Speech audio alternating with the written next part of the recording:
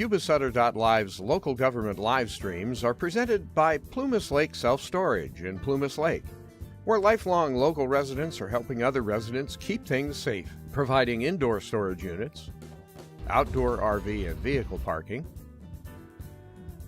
moving supplies, and Penske truck rentals. Details at plumaslakeselfstorage.com.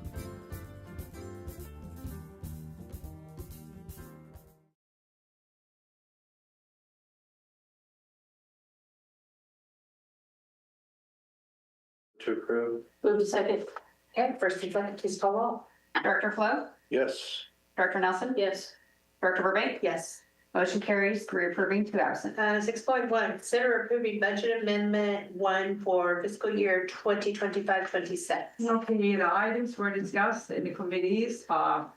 There's not really a lot of happening other than the general fund for our restructuring with our retirement plans and the strategic plan, which is going to go, I guess we're going to go for it. Some small items. We have some budget transfers where we're moving some of the expenses over into the collection side for future better accounting. And I answer some questions on the line items. Any questions? None for me. I have none either. Done. No questions. Okay, do I have a motion? I'll move to approve. I'll second. First and second, please call roll. Director Flo? Yes. Director Nelson? Yes. Director Burbank? Yes. Motion carries, 3 approving, 2 absent. 6.2, authorize annual construction cost index water wastewater treatment facility and wastewater collection capacity fee adjustment to all areas under Exhibit A for the following resolutions. Resolution number 2065, Exhibit A, and subsequent resolution number 2110, Exhibit A, resolution number 2067, Exhibit A, and subsequent resolution number 2012, Exhibit A, Resolution 2019, Exhibit A, Resolution number 2015, Exhibit A, and subsequent Resolution number 2215, Exhibit A, and Resolution number 2216, Exhibit A. Can you do that again?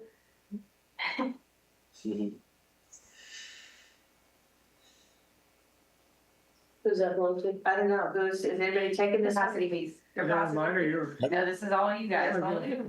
I can take it. It's yearly housekeeping. We have all these CCIs, construction cost index indices, in our built into the resolutions for bumping these fees up by construction cost index. So we get that from EPS. We get the number, and that's what we use. So something we do every time this year. It gets implemented every March 1st, and this year's index was 2.1%, 2.09. Sure. All right. I'll make a motion. I'll second that. Oh, no, let me read it though. Okay. You move to authorize annual CCI rating increase under Exhibit A to the following resolutions, number 2065 and 2110, 2067, 2112, and 2119, 2115, 2215, and 2216 as recommended by staff. Okay. Director Flo? Yes. Director Nelson? Yes. Director Burbank? Yes. Motion carries, 3 approving, 2 absent. Okay, 6.3, consider approving revised Exhibit A of existing resolution number 2272, a resolution establishing reimbursement fees for OPUD permit application review and consultation by OPUD staff, legal counsel, and consulting engineers. Yep, this is similar to the CCI, but this is more for internal for team, on-site teams, like inspection based on staff's timing, and it's based on essentially if we have a increase in which we have typically every July for cost of adjustment. So we usually capture it on the second half, and those approved the year prior. Okay. Any questions? Do I have a motion? I'll move to approve the acceptance of revised Exhibit A of existing resolution 2272. I will second that. Okay, please call roll. Director Flo? Yes. Director Nelson? Yes. Director Burbank? Yes. Motion carries, 3 approving, 2 absent. 6.4, consider approving the professional services agreement for BHI Management Consulting for OPUD's strategic plan update. So this is something that we're supposed to do every 5 years. It's a little late starting this one.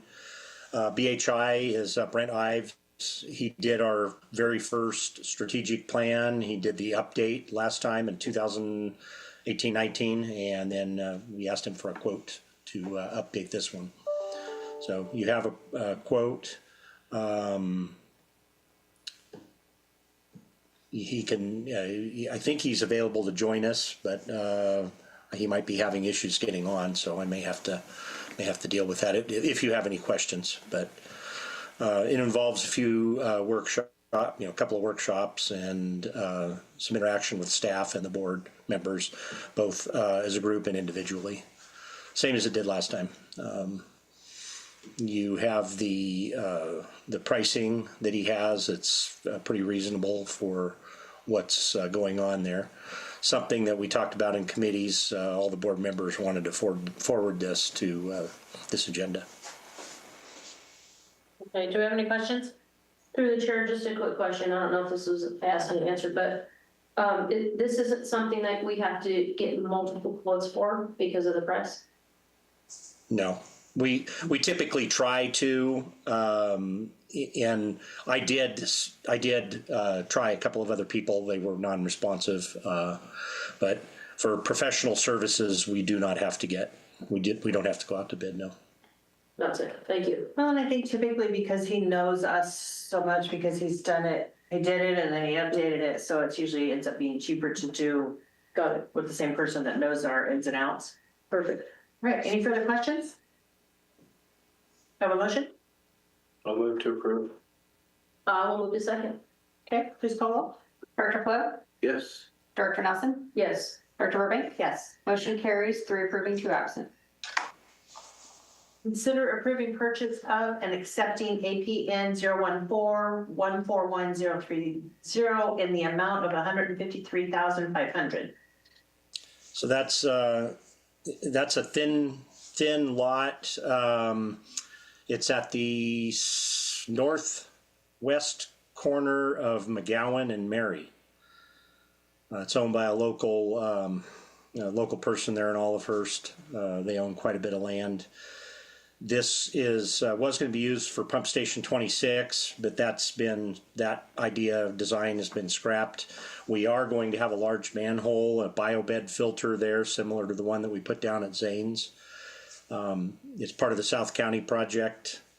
I asked that if you do approve this, it's conditional on direction from YWA after the catastrophic Penstock failure that they had on Friday. We're not sure if we want to go forward with some of these items. So we want the board's approval to go ahead and purchase it at that price, pending talks with YWA.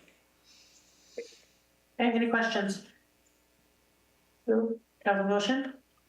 I can move to approve that pending talks with YWA. I'll second. Okay, please call roll. Director Flo, Yes. Director Nelson, Yes. Director Burbank. Yes. Motion carries, 3 approving, 2 absent, pending discussion with Yuba Water Agency. Okay, thank you. Parks, discuss partnering with the Yuba County Sheriff's Department to place cameras in district parks. Okay, so there's been some issues at Johnson Park where we have young children being approached to purchase paraphernalia that young children should not be doing, smoking and such, gang activities, just a lot of illegal activity taking place in that park. Yuba County Sheriff has approached us and asked us if they're interested in partnering to put park cameras up in the park. And it's kind of morphed into where we're looking at cameras with them in all of our parks. So yeah, it's just a discussion item as of right now. I see Joan does have her hand raised. Give me a second, Joan, if you would. Sure. The Sheriff's Department was at our Parks Committee, and I believe they said that they had a grant, that's something small right now that they could do Johnson Park, but they're looking at a bigger grant. Yes, so they haven't confirmed grants just yet. We don't have finalized information on any grants. So currently, I would say as it sits, there's no funding until we have something from them that says they have solid monies Right. available. Right. It was the discussion though, and I think they expected to hear something fairly soon. I don't think it was way down the road. It didn't Yeah. sound like, so. They didn't give that impression. Yeah, the rest of the board, but I guess they put in for some grants for that, so. We hopefully can continue talks with the sheriff's department and see what's available to do that. And then our, what's his name? Adept, Yes, he was here and listening to the conversation, and I think was gonna try to carry on correct, further conversations with the sheriff's department and keep us updated, so. yes. Joe? Thank Okay, you. Joan. Thank you through the chair. I just wanted to share one aspect of cameras that is at issue at the moment. So as we all know, there's no reasonable expectation of privacy when the camera is in a location that is open to the public and the location is owned or controlled by the government. So that's settled law. What is not settled is how you use the data. So the California Attorney General filed a lawsuit against the city of El Cajon to prohibit them from disseminating data collected by license plate readers to agencies outside of California. And that lawsuit is still pending. And so it is not clear right now whether it is appropriate, if we were to install cameras, to disseminate any data collected by those cameras to any agency outside of the state of California. And I don't believe that's an issue for us because that's not our intention. But in an abundance of caution, should we decide to install such cameras, I would, in the enabling ordinance, include language that until, decided otherwise, that the data will only be used for these certain purposes and will not be disseminated to out-of-state or federal agencies. Okay, thank you, John. You're welcome. So any questions? I have, to the chair, so the grant will cover the initial installation, but is there any long-term costs to operating the cameras? What would that be? There would be ongoing costs. You're gonna have obviously maintenance of the camera systems, but then the recording systems themselves. And, but that has yet to even be hammered out. Okay. Additional information we haven't come to that conclusion, or, who would be monitoring. That is another, point of discussion that needs to take place as to who monitors it. Is it Right. OPUD? Is it, Yuba Sheriff's Department? So that's kind of one thing, and that would have to be ironed out as well. Through the chair, I don't think that we would even have access to see what was on the camera, because these are all gonna be through the sheriff's department, right? So I would imagine it's all monitored by them only. I would think, and I think that was part of the conversation at Parks Committee, was that is one of the things was our vandalism. We have people coming in destroying our play equipment, and we have these cameras, and if they are the sheriff's department's cameras, who has it? So Yes, and that was a big thing, because they're not gonna always be able to pull what we need. And so you're looking at public records requests to get that information. It could be a big thing. That's what I was gonna say, right? We would need a PRA just to get anything. Yeah. So it's I think truthfully, that would be the biggest thing we'd have to iron out, is who monitors. And I mean, part of the problem is gang activity, and some of our vandalism is gang activity. So I think the sheriff would be a good partner. I personally don't think that they would be a bad partner. But yes, it would definitely be part of the conversation if we decide to move forward with this. And I agree. Okay, any further questions? So I think we'll bring this back to. To the parks and maybe keep that on an ongoing, just for updates on our committee. so this doesn't fall by the wayside. Water wastewater receipt update on South County infrastructure. I can do that. Might be a long one. So everybody knows about Yuba Water Agency's Penstock failure. Does everybody know what a penstock is? Do you want me to go into mechanical engineering geek mode and explain the? No, really, but you know, how, it's obviously a large cost on fixing it, whatever it is they have to do, I would imagine.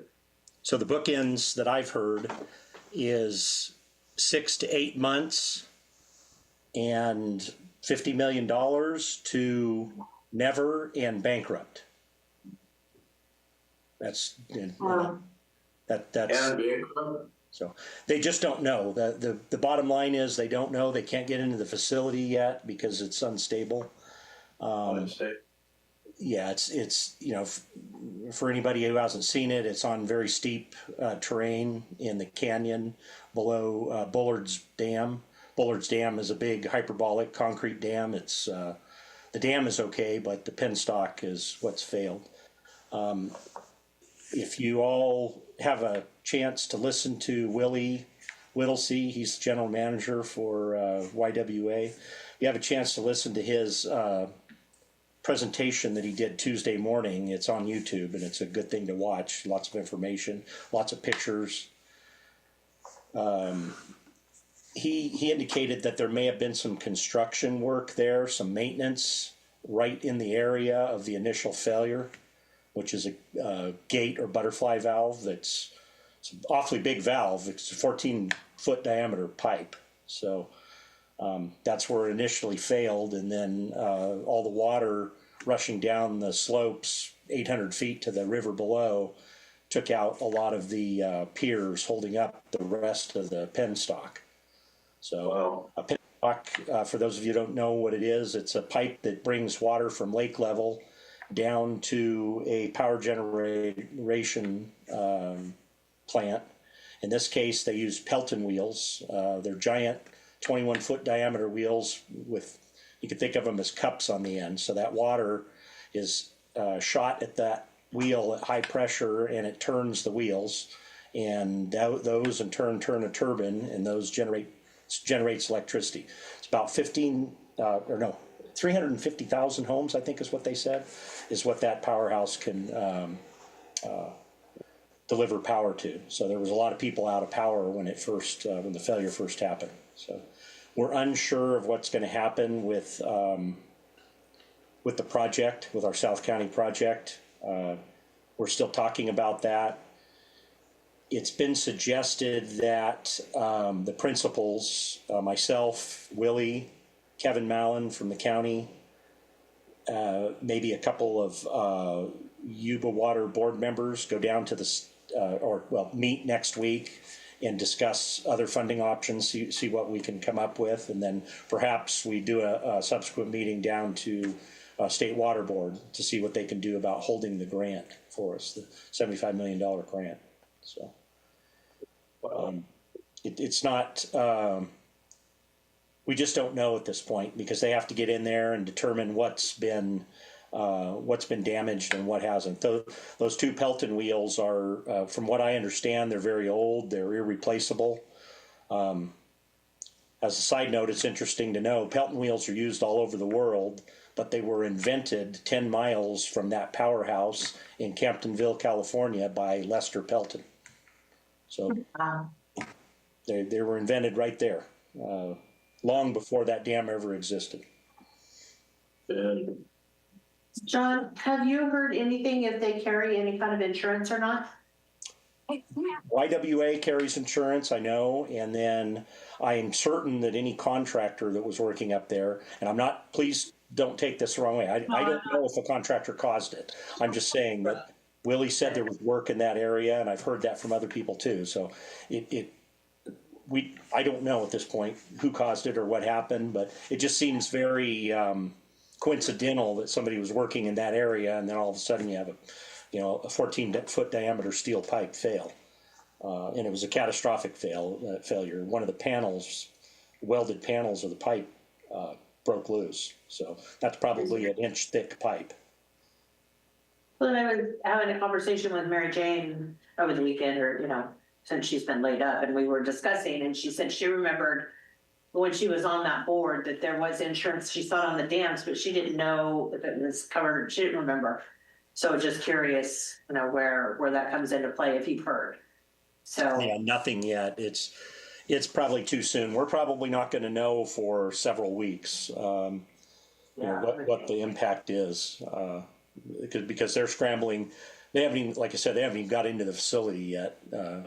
The road was washed out, and they need to, they got the environmental concerns, all that oil and debris flowing down the middle fork of the Yuba into Englebright Reservoir. So there's been thousands of salmon killed. It's a mess right now. it's a mess. And I know they're trying to be very transparent on social media and regular updates, and I think they're so- doing a very good job. I agree. I think they absolutely are. Is there any other updates on our project? Yes, there is. So Wheatland received bids on contract 1 this morning or this afternoon, and they were substantially lower than what the engineer's estimate was. So the engineer's estimate was 76 million, I believe, and it came in at 54 million. So right there, that's enough to basically fund the shortfall for contract 3, just in that one contract by itself. Just one, we still have two more. And we still have 2 more contracts and then some other aces up our sleeve. So Okay. if the project continues, if they can, find enough money to still loan that 80 million, then we're in pretty good shape. Okay. All right, Through the chair, Joan has her hand raised. John? Yes, so I cannot find online how much insurance Yuba Water Agency itself carries, but in most of their contracts, they require a minimum of $5 million in CGL, property damage, et cetera, of their contractors. Well, 5 million is terribly short of a, minimum $50 million loss. So I just wanted to provide that for context. Just a note, they're insured through Aqua JPIA, and they receive property protection claims is up to 500 million. That's what we're looking at. So it's a risk pool. To 500 million, that's a generous risk pool. So that's good news. Yeah. Well, and yeah, that was my first thing, and I don't know, if they self-insure or if they insure. So if they, if they're in a risk pool, then maybe there's some good news there, but time will tell. Yeah.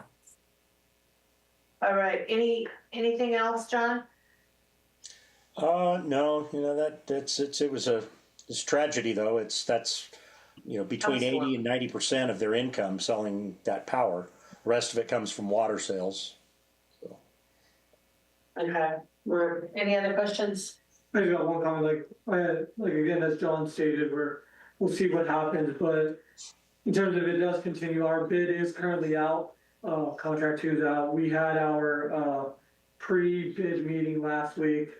We had probably close to 100 people show up at the youth center for potential contractors. And based on which firms showed up versus who did the walks, there's 23 eligible contractors to bid on the project. If it continues for a contractor. Do we know if those are the same ones that bid on the Wheatland part of it? From what I can recall being there today, who was there is a lot of similar contractors. All right, thank you. 7.3, consider approving the waiving of water capacity fees for landscaping for Yuba County at Aptos Creek Port, Jones Bar Port, and Oregon Creek. So this is out in Plumas Lake. I think this is a portion that they've added a bike path through their Plumas, their plan for Plumas wide for a bike path. This area, they've had water and they've irrigated. They've been off for 10 years. I think they're planting a couple of trees in a couple of these areas. And they're trying to, I think, revamp the area now that there's gonna be more activity around it with the bike path continuation. But the one issue is, normally after 10 years, you either have to pay the fees or a board-approved waiver, and they have 3 locations. They're each 1-inch metered, and their normal fees for 1 inch is around 8,600. So the total is 26,000. So the only way that it can be waived is through board approval. And the county has submitted a waiver for all 3 locations. Questions? So I have, this would be similar to what we've done multiple times just for landowners, correct? That is Same correct. thing. And what's staff's recommendation? Again, like, they're not gonna be using it all that often. I think it's a county partner. We've done it, we haven't approved. We've approved everyone that we've gone over, so I think this would be one to consider as well. Okay, do we have a motion? I'll move to approve. I'll move to second that. Okay, please call roll. Director Flo, Yes. Director Nelson, Yes. Director Burbank, Yes. motion carries 3 approving, 2 absent. 7.4, consider approving surplus of 3 OPUD wastewater treatment facility department trucks, 1 OPUD wastewater facility treatment trailer, and OPUD wastewater treatment facility department 8-inch portable pump in accordance with OPUD policies and procedures. So our wastewater has a few items they aren't using, they'd like to get rid of. So they would like to surplus those according to our policy. Okay, any questions? I'll move to approve. I'll move to second. Please call roll. Director Flo, Yes. Director Nelson, Yes. Director Burbank, Yes. motion carries 3 approving, 2 absent. Okay, Human Resources, 8.1, discuss California Assembly Bill 692, stay or pay clause in ending OPED's current practices. So I'm here, I'm just at home. Hi, Cindy. Hi. We had a policy, we didn't actually, it's not a policy. We had taken it to the board. We'd done an agreement with one of our employees who went and got his Class A license about 1.5 years ago. And the agreement was that he would give us back 3 years because we were paying for the Class A license, which is about $5,000. Well, this new assembly bill basically says you can no longer do that. So we're going to tear up the contract that the young man signed.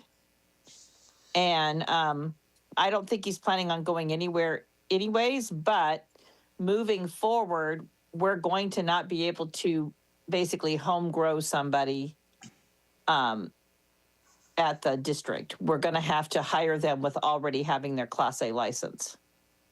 Through the chair. Yes.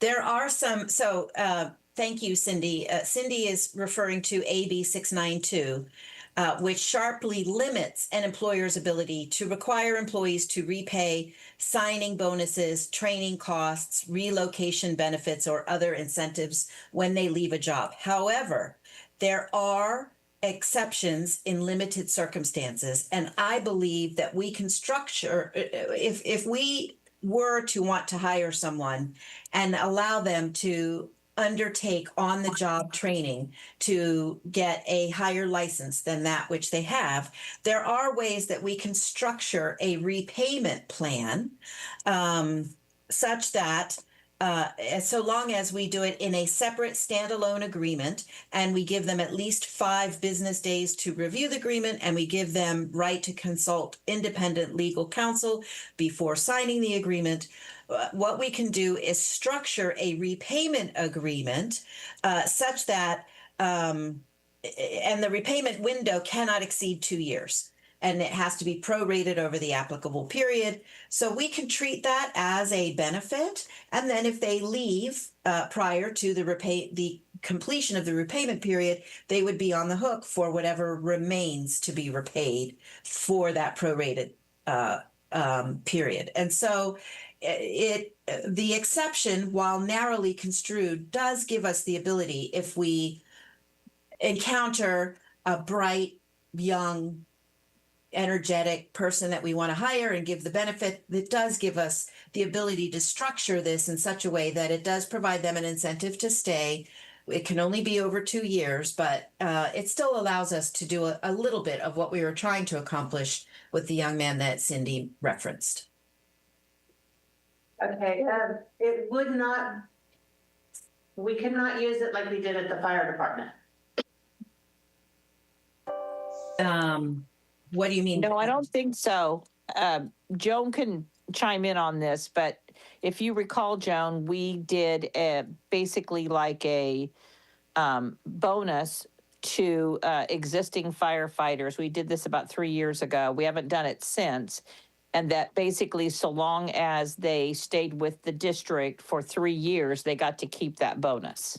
So we can include in a repayment obligation retention bonuses. We just have to structure it in a standalone separate agreement. This would not affect something that we've already done because it didn't, we didn't give them 5 days to consider it and we didn't say, go look at independent counsel. But moving forward, should we want to undertake such a mechanism, we can structure it, Cindy. That would be amazing because it makes it, you're making my day because it makes it so hard when we can't offer these young people something like this, especially when they're excited and want to do it. It's only 2 years, so it's not a huge amount of retention, but it still allows us to derive some benefit and to perhaps provide some, esprit de corps and inspiration to incentivize a young person to stay with us beyond those 2 years. That's awesome. Yeah, can we get together about that? Of course. Offline? All right, great. Of course. Yeah, I'll work with Danielle on this as well. All right, thank you so much. What's the moral of this story? Perhaps we should consult Joan on some of this stuff.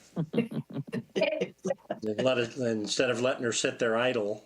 Well, I'll tell you what, John Tillotson faithfully undertakes agenda review with me for every meeting. And because he insists on doing agenda review, I am rarely caught short. So he and I went over this morning. I was able to do some research and really be prepared to provide some insights on this. So kudos to John. And like you said, the existing contract that we have, we do have to tear up. Yeah. Yeah. Yeah. Right, that would go away, but, so you, Cindy and Joan will work together to come up with a new legal Standalone. agreement that we can use. Yeah, that sounds great. Yeah. Nice, Perfect, thank you, ladies. thank you. Okay, 8 I guess this is my devil's advocate on this. Can you do something like the opposite where say like, for example, this is for existing staff where they want to promote, say maybe they're not sure how long they want to be here. Can we do something the opposite where, for example, say they pay for a cert, like in this case, if they would have paid for the 5,000, then saying after over 3 years, we'll pay for it, depending on how many years they service of that. So doing it like the opposite where they pay for it and get it, and then in a 3-year period, we would then pay for them as long as they've been here, then we would pay that percentage out. So essentially the opposite of what was being done prior. So first of all, it can't be more than 2 years sworn. Okay, 2 years. Yeah. I guess in that case, if you're doing the opposite, I guess it's not in that same sense of where they're required to. It's more of a like on OPUDs and where we're saying we will pay for something that they've already paid for because they've chosen to, but it's a benefit to the district. So the statute really does talk about repayment as opposed to and to retention bonuses and to training. So it does seem to pertain to training or retention that take place following the date of employment. So Sworn, I'd have to do a little more research on that, but I'm happy to, Cindy and I can certainly confer with you to think of scenarios that might be applicable to some of your folks. Sounds good. Thank you. Okay, any further questions on that one? No. Okay, 8.2, consider authorizing the general manager to open an account clerk 1 position and fill according to district policies. Questions? Do I have a motion? I move to approve. I will move to second. Please call roll. Director Flo, Yes. Director Nelson, Yes. Director Burbank. Yes. Motion carries 3 approving, 2 absent. 8.3, consider authorizing the general manager to open a wastewater collection system operator 1 position and fill according to district policies. Move to approve. Move to second. Please call roll. Sorry. Okay, to look back. Director Flo, Yes. Director Nelson, Yes. Director Burbank. Yes. Motion carries 3 approving, 2 absent. Thank you very much. Thank you, Cindy. Thank you, Cindy. Board committee schedule. Well, are the 3 of us planning to make our board meeting? We will. Yeah. Yeah. Why not? Okay, so somebody will be at least at each one. Reports, general manager report, I don't have anything this time. legal counsel report, I do not have anything. any reports from directors? No, not for me. Okay, any correspondence? None. Okay, we're gonna go into closed session, 12.1, conference with legal counsel, significant exposure to litigation. Significant exposure to litigation pursuant to government code section 54956.9D2. Number of potential cases, 2. Anticipated litigation, initiation of litigation pursuant to paragraph 4 to subdivision D of government code section 956.91 case.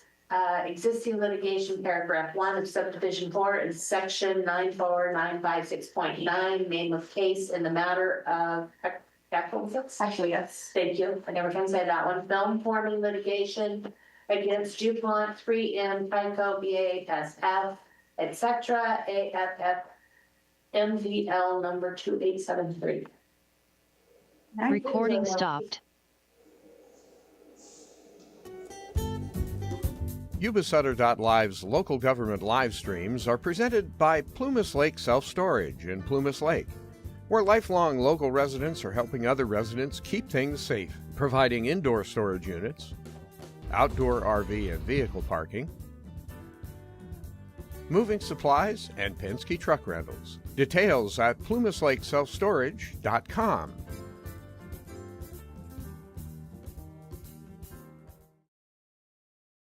Hi, I'm Neil Goforth of Comfort Keepers of Yuba, Sutter, and Nevada counties.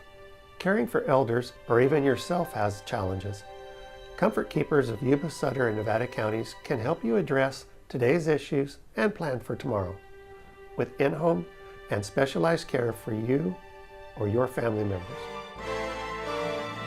Call us at 530-749-8800. Comfort Keepers of Yuba, Sutter, and Nevada counties. In Yuba County, there's a legendary diner. Oh, it looks delicious. Oh my gosh, thank you so much. Where the parking lot tells a story. A story as simple as biscuits and gravy. The food is good. The prices are wonderful.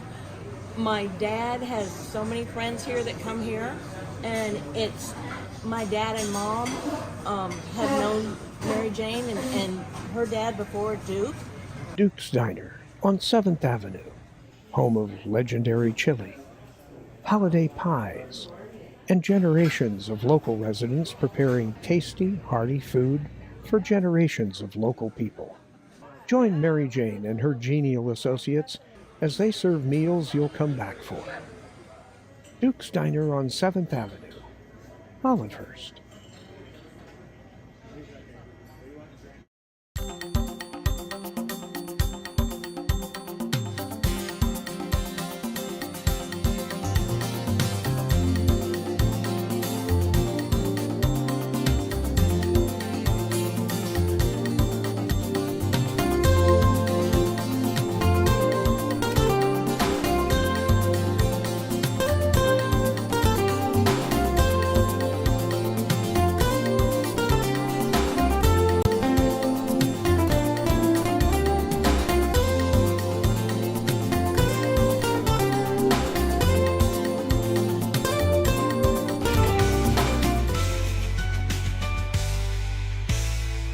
Yuba-Sutter done alive. It's the truth that comes through.